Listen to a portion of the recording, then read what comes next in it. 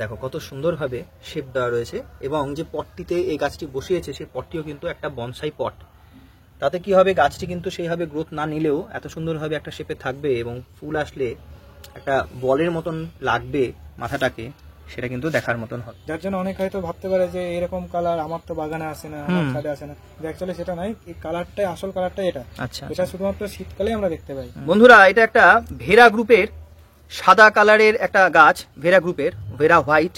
ভেরা গ্রুপের যে কটা গাছ আছে সবকটাই আমার খুবই প্রিয় এবং আমি চাইবো যে আমার ছাদ বাগানে সেই ভেরা গ্রুপের প্রত্যেকটা গাছ থাকুক। দিব্যেন্দুর বাগানে এত সুন্দর ফ্লাওয়ারিং হয়ে রয়েছে এই ভেরা গ্রুপের, তো এই গাছটিও দেখো কত সুন্দরভাবে ফুল দিচ্ছে। আমি গোল্ডেন সানশাইনের পাশে দেখছি স্প্ল্যাশ ভ্যারাইটির একটা খুব মিষ্টি একটা গাছ। দেখো স্প্ল্যাশ কন্টিনিউ ব্রাঞ্চ আসছে, ফুল আসছে, ব্রাঞ্চ আসছে, ফুল আসছে। একে আমি কিমার মতনই ফ্লাওয়ারিং মেশিন, হ্যাঁ একদম মানে ব্লুমিং মেশিন যাকে বলে, এটাকে বলা হয়। তো এটা প্রথমে আমার এতটা ভালো ছিল না গাছ, এর আগে হয়তো শর্টসে তোমরা দেখেছো গাছটা, সেই জায়গাটায় গাছটা কেমন ছিল আর এখন দেখো গাছটা কেমন আছে। সেই শর্টসটা এখানে তোমরা ভিডিওতে চ্যানেলে দেখতে পাবে, আমি অ্যাড করে দেবো।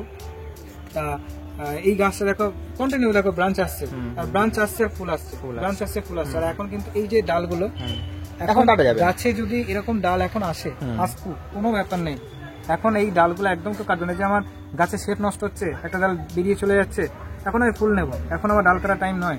এইটা মার্চ মাস হয়ে যাবে, তখন গাছটাকে আমি আবার সেভ করে কাটবো হালকা করে। ঠিক আছে, এইগুলোকে করতে হবে। যে এখন ভালো লাগা খারাপ লাগার দিকে গেছে, এখন আমাকে ফুল দরকার। এই দুটো জিনিস আমাকে এখন দেখতে হবে। একদম একদম দুটো জিনিস খেয়াল করলে তাহলে যে ভ্যারাইটিগুলো রয়েছে আপাতত সেগুলি আমাদের খুবই পরিচিত, কিন্তু সেই পরিচিত ভ্যারাইটিগুলোর অপূর্ব যে বাহার এবং একটা শেপের মধ্যে রাখা, সেটি কিন্তু দিব্যেন্দু সঠিকভাবে করেছে। এটা একটা সুন্দর ভ্যারাইটি, এটা মাহারা গ্রুপের পিঙ্ক কালারের একটা ভ্যারাইটি। দেখো কত সুন্দরভাবে শেপ দেওয়া রয়েছে এবং যে পটটিতে এই গাছটি বসিয়েছে সেই পটটিও কিন্তু একটা বনসাই পট। তাতে কি হবে, গাছটি কিন্তু সেইভাবে গ্রোথ না নিলেও এত সুন্দরভাবে একটা শেপে থাকবে এবং ফুল আসলে একটা বলের মতন লাগবে মাথাটাকে, সেটা কিন্তু দেখার মতন হবে। তো ফুলটা সবে আসছে, এটাও কিন্তু সেকেন্ড ফ্ল্যাশ, যতদূর আমি দেখেছি ওর বাগানে এসে সেকেন্ড ফ্ল্যাশ চলছে। সেকেন্ড ফ্ল্যাশ চলছে এবার, অপূর্ব মানে প্রচুর ফুল, প্রচুর ফুল। বন্ধুরা, এটা একটা ভেরা গ্রুপের সাদা কালারের একটা গাছ, ভেরা গ্রুপের, ভেরা হোয়াইট। ভেরা গ্রুপের যে কটা গাছ আছে সবকটাই আমার খুবই প্রিয় এবং আমি চাইবো যে আমার ছাদ বাগানে সেই ভেরা গ্রুপের প্রত্যেকটা গাছ থাকুক। দিব্যেন্দুর বাগানে এত সুন্দর ফ্লাওয়ারিং হয়ে রয়েছে এই ভেরা গ্রুপের, তো এই গাছটিও দেখো কত সুন্দরভাবে ফুল দিচ্ছে।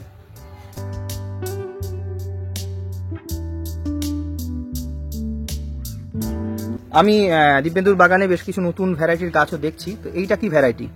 এটা রয়েছে, এটা হচ্ছে ব্রিজা ম্যাজেন্ডা।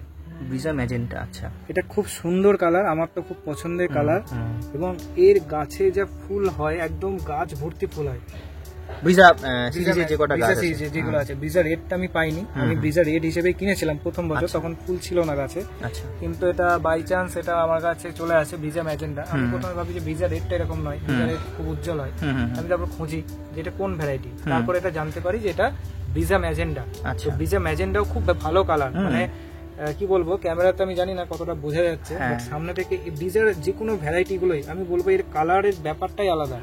এই অন্যান্য ফুলের থেকে এর পেটালের কালার অন্যরকম কালার, আর একটা মানে ক্লাসি, মানে একটা আলাদা একটা লুক নাই, এলিট ক্যাটাগরি মনে হয় যেন একটা ডেকোরেশন পারপাসে এটাকে ইউজ করা হচ্ছে। এত সুন্দর একটা ভ্যারাইটি, মানে আমার তো কি বলবো যে প্রচুর, মানে এটার একটা পুরো কমপ্লিট ভিডিও এর পরে চ্যানেলে দেওয়া হবে, তোমরা সবাই ভিডিও গুলো দেখবে এবং চ্যানেলটি সাবস্ক্রাইব করে রাখবে। এটা একটা আলাদা করে শর্টস ভিডিও আসবে চ্যানেলে, তখন তোমরা দেখতে পাবে এর সৌন্দর্যটা কতটা ঠিক সুন্দর, অপূর্ব। এই ভ্যারাইটিটাও রাখতে পারো তোমরা, ব্রিজার রেড রয়েছে, ব্রিজার ম্যাজেন্টা রয়েছে, ঠিক আছে, হাই ব্লুমিং, ঠিক আছে। গাছটাকে খুব ভালো বুশি করা যায়, সব থেকে বড় বিষয় হলো গাছটাকে খুব ভালো বুশি করা যায় এবং এর নিচে থেকে হয়, বেশি খাটনি করতে হয় না, এ প্রচন্ড বুশি হয়। আর এরকম বুশি গাছ করতে পারলে কিন্তু ফুল যখন দেবে মন ভরে যাবে। দেখো বন্ধুরা, এই গাছটি মনে হচ্ছে কত পুরনো বনসাই গাছ। গাছটি কিন্তু ততটাও বয়স্ক নয়, কিন্তু এত সুন্দরভাবে এটাকে মেনটেন করা হয়েছে। এটা কি ভ্যারাইটি?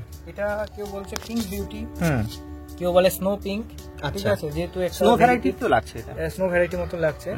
এখন এটা মানে কি বলবো, খুব ভালো একটা আমার মতো বলে ভ্যারাইটি, পিঙ্কের মধ্যে এবং উজ্জ্বল একটা পিঙ্ক।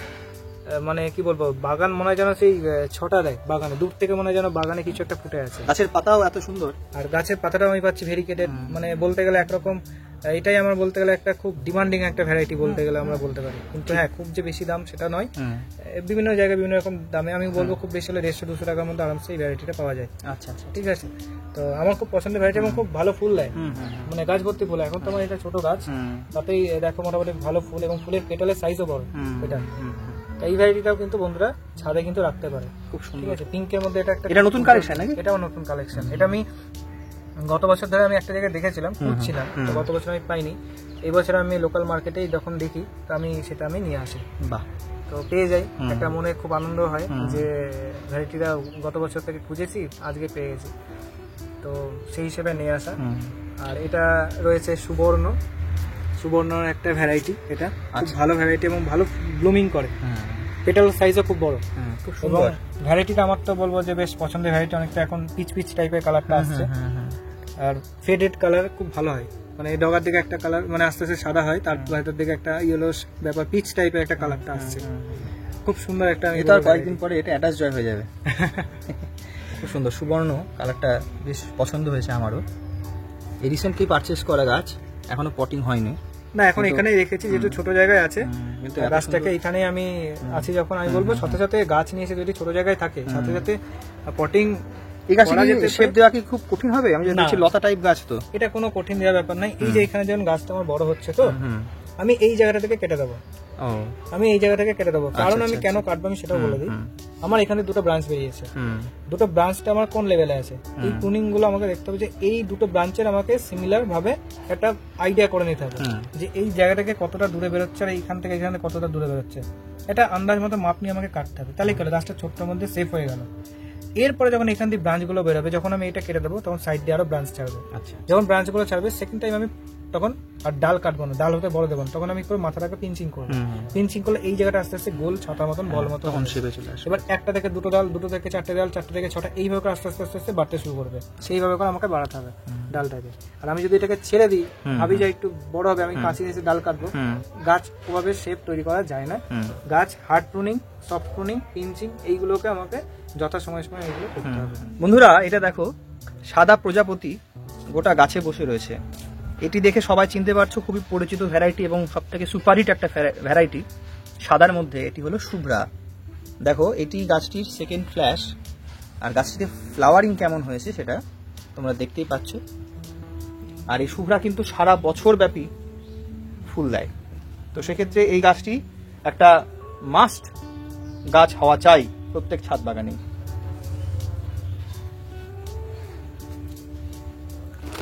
দিব্যেন্দুর বাগানে বেশ কয়েকটি নতুন গাছও রয়েছে, তোমরা দেখছো।